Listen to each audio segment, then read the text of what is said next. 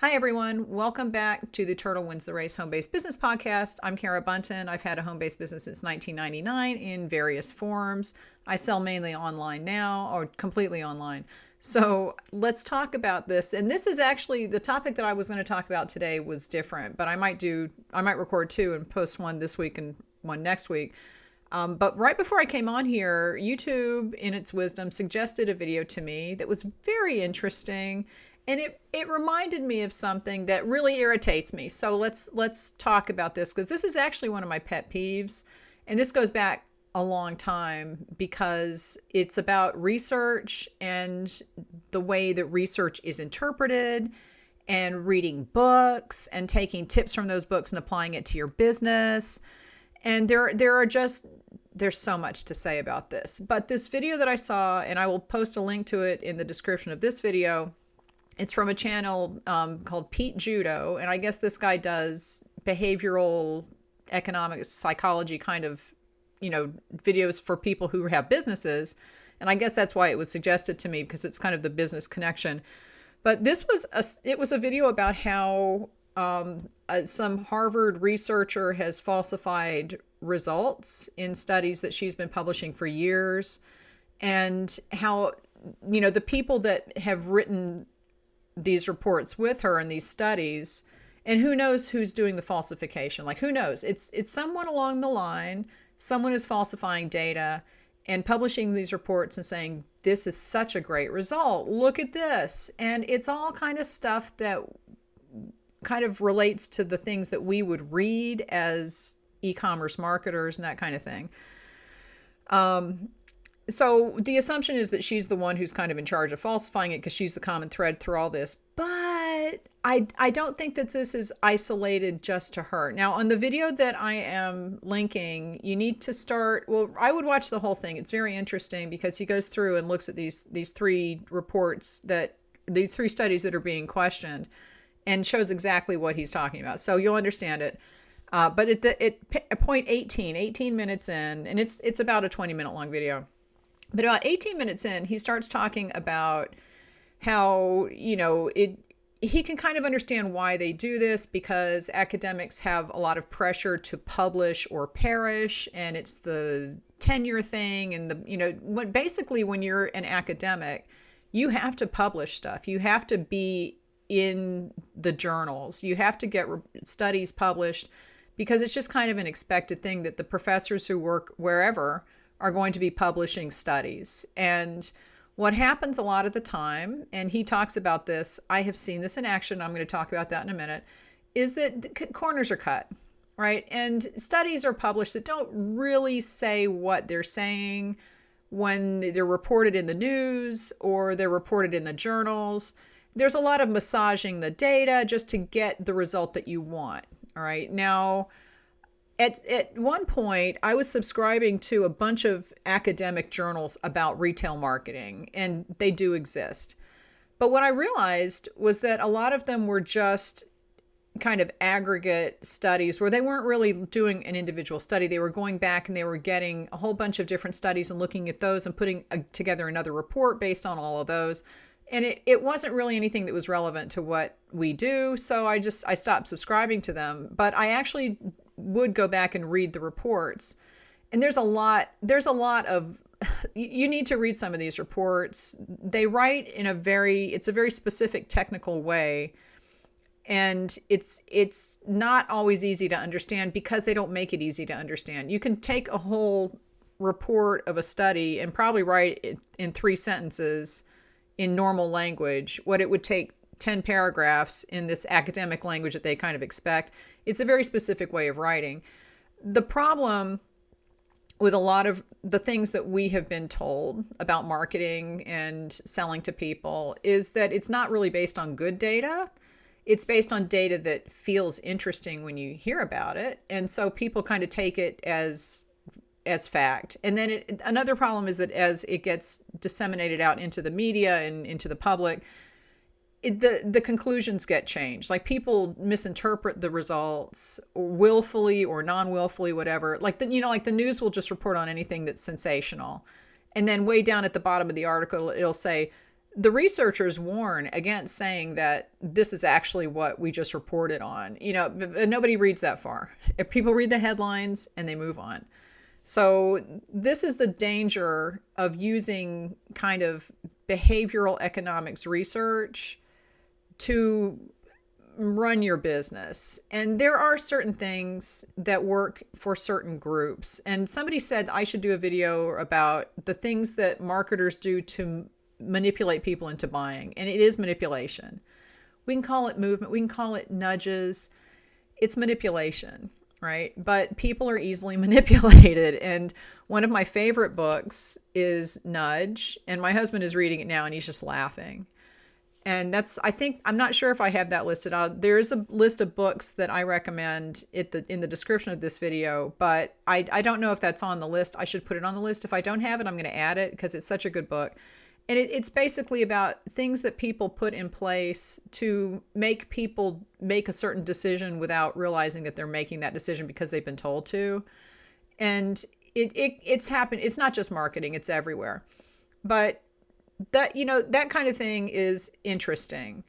But you have to be really careful when you're deciding with your marketing. Like this drives me crazy. Oh, let's talk about my major pet peeve is the 99-cent pricing.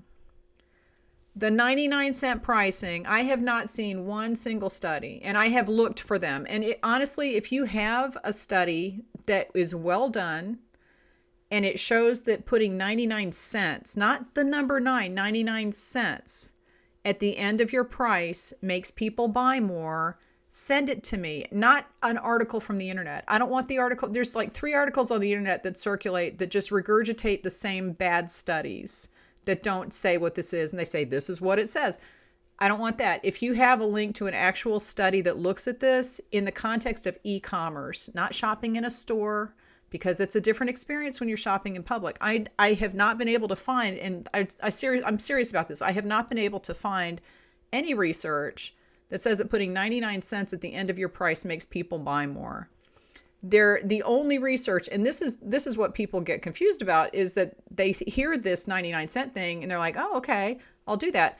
But if you actually go back and read the reports, like the studies that this is based on, there's like 3 studies from the 70s and the 80s that looked at catalog shopping and an in-person store shopping experience. None of them were e-commerce, which is totally different because you see the total at the end before you check out in e-commerce. And you don't do that at the store. You go to the cash register and you find out how much you spent, right? But those studies didn't look at 99 cents. They looked at the number 9 as a dollar amount. So like 29, 39, 49 versus 30, 40, 50. That's not the same thing as 99 cents. All right. And I know that people always say, well, Apple does the 9 at the end. Yeah, they do 9. They don't do 99 cents. All right. And yes, I know iTunes does 99 cents. That's just the convention because they can't do 0. It's $1, right? Everybody knows 99 cents is $1. But for physical retail objects that you're going to get if you order it, I have never seen anything about 99 cents. And like I said, if you have a well-done study that you refer to, send it to me. I would love to see it because I can't find them. I can't find any. But that's the kind of thing that I'm talking about, that you can put 99 cents in your store. But what that really kind of does is it makes people think that you're a discount shop. And if you're making something that's handmade, you don't want to do that. That's the perception, is that the perception is the whole number pricing. And I have seen research on this, is that whole number pricing where you have a 0 cents, like at the end. It doesn't matter what the first part is. It's the 0 cents at the end. It's faster for people to process that price and they don't think about it. With the 99 cents, they kind of hesitate just for a millisecond and think, I have to round that up, I'm being manipulated, or it's cheap, right? Things that have 99 cents at the end.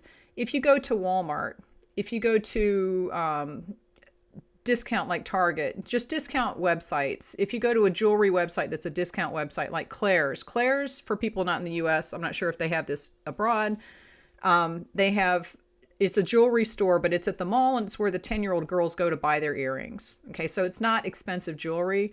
Those stores use 99-cent endings.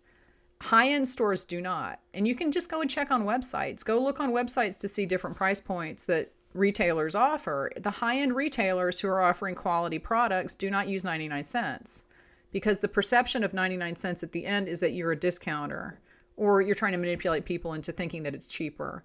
And people are wise to that. So that's my pet peeve study. But it's a good example of how a study is taken that has nothing to do with what it was actually looking at, and people have manipulated it kind of in their head, and not necessarily in a bad way. They just misinterpret it, or they're going to the internet searching for it. And like I said, they're coming up with one of those 3 articles that don't really explain it correctly. And they're using that as the basis for their decision making when they're pricing their products. So you have to be really careful when you're using these studies as the basis for decisions. And I want to get back to the Harvard thing, because the study that he was referring to, and he said this at the 18-minute mark, he starts talking about this. One of the people who was involved in some of these studies is someone who wrote a few books that are really well known and circulated in the marketing world, right? In the e-commerce kind of marketing world, as ways to manipulate your customer. Basically, it's to manipulate people, right? People will do this if you do that, and they won't even know that they're doing it. It's that kind of thing. And one of the people that he's talking about, he says he doesn't even recommend the book anymore. And it's one of these, I read this book and I never liked it for some reason. And I think I know why I didn't like it. But he says that he doesn't recommend this book anymore because he realized that this author was involved in some of this research, and a lot of the research that he's reporting in this book was heavily based on these reports that were falsified. Okay. And the reason that I didn't like it, and this is another thing you need to be careful of when you're looking at studies and statistics and stuff, is who is the group that they're testing, right? And this is the same thing. You guys know I hate politics, but whenever I hear a political survey of any kind, it'll say, 95% of people say this, and 57% like this person, and 42% don't like, and I always want to know, what's your sample size? Who did you survey? And what's your margin of error? Because those things are very important when you're talking about that kind of demographic. And they have shown that if people think that everybody's voting one way, they won't even bother voting, because they're like, okay, well, it's going to go my way, or my vote doesn't even matter.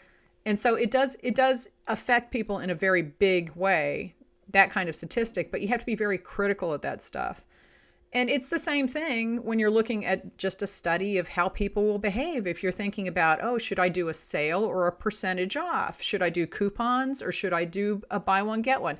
That kind of stuff, it matters, because not everything works on every audience. And so sometimes you'll read this kind of information and think, okay, well, this is going to work on everybody, so I'm going to do it. And then you try it and it doesn't work, and you don't know what you did wrong. And it's not that you did anything wrong. It's just not everything works on everybody. So just watch out. But I will tell you the story of my, let me have some tea first here. My experience with this type of research manipulation. When I was an undergraduate, I went to it was a prestigious college in Massachusetts. It was not an Ivy League college. It's one of the little Ivies, they called them. And we had a visiting professor from Harvard who's extremely well known in the child psychology arena. And he still is. He's like one of the people that people refer to when you start talking about child psychology. His name will come up. And I was extremely excited. I was so excited to take a class from him. I was so excited to have that opportunity. And during the course of this class, he kept talking about this research that he was thinking of doing, or he was working on it already. And it was a research about a very specific topic about child psychology. And so, when it came time to choose your topics for your term paper, yeah, we're going to do that, right? Everybody in class is like, we're going to do something about this study, right? So my little team, we got together. I think there were 4 of us, and there were enough people that it wasn't just me with this one result. We went and did a very good, thorough study with, basic, we went and actually found children to interview. We did a real study, because it was that kind of level of academia. It wasn't just like, I'm going to read some books and write some stuff. We did a study. We found absolutely nothing that was what he thought he was studying. So basically, his entire hypothesis, we did not find a shred of evidence to support it. Nothing. I mean, it was zero. And we were like, oh crap, we can't turn this paper in because he's going to be pissed off. So what we did is we went in and we kind of, we figured out a way to present this information where we weren't falsifying the data, but we explained it away, right? So this piece of it didn't show much of an effect, but there was a small effect. And maybe if we had had a larger sample size, it's possible that there could have been a larger effect. So we would still look into that. I mean, there was nothing. We were totally BSing this. We did the whole report that way, and he loved it. Okay. And I'm thinking, oh my God, this, if he takes this and tries to use it for a piece of the research or as any kind of evidence, it's just going to blow his whole theory out. No one's going to take it seriously. There was nothing there. There was nothing there, nothing. So a couple years later, I see that he has published a study about this thing with a very good response. Like everything that he hypothesized, yes, I was right. And I'm thinking, oh my God. Okay, so basically I knew that we did a very thorough study. There was nothing. But this study was being published with this being a positive result. Everything his hypothesis was saying was being supported by the evidence.